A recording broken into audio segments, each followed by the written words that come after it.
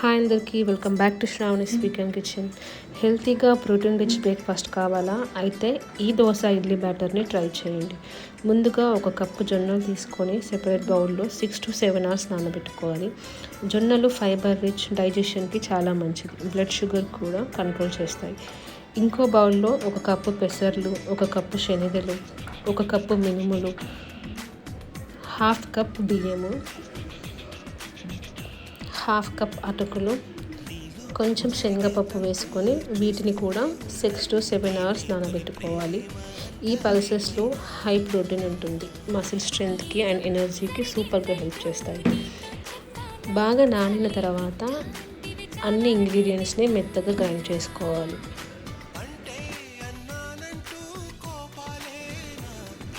ఇప్పుడు ఈ బ్యాటర్ని ఫెర్మెంటేషన్ కోసం 8 to 10 hours పక్కన పెట్టుకోవాలి. ఫెర్మెంటేషన్ వల్ల ప్రోబయోటిక్స్ డెవలప్ అవుతాయి. గట్ హెల్త్కి కూడా చాలా మంచిది.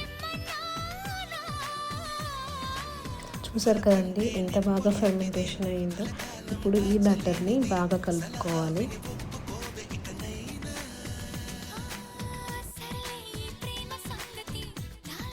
ఇప్పుడు ఈ బ్యాటర్లో కొంచెం సాల్ట్ వేసుకొని కలుపుకోవాలి.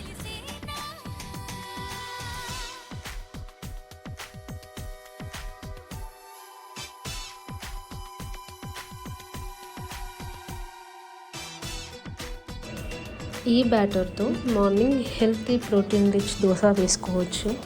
దోశలో కొంచెం ఆయిల్ తగ్గించి ఐరన్ తవా యూజ్ చేస్తే ఇంకా హెల్తీగా ఉంటుంది.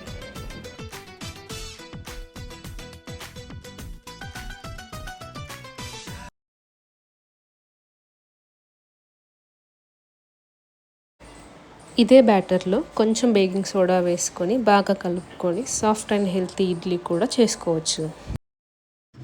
చూసారు కదండి, ఒక్క బ్యాటర్తో 2 హెల్తీ బ్రేక్ఫాస్ట్ చేసుకోవచ్చు.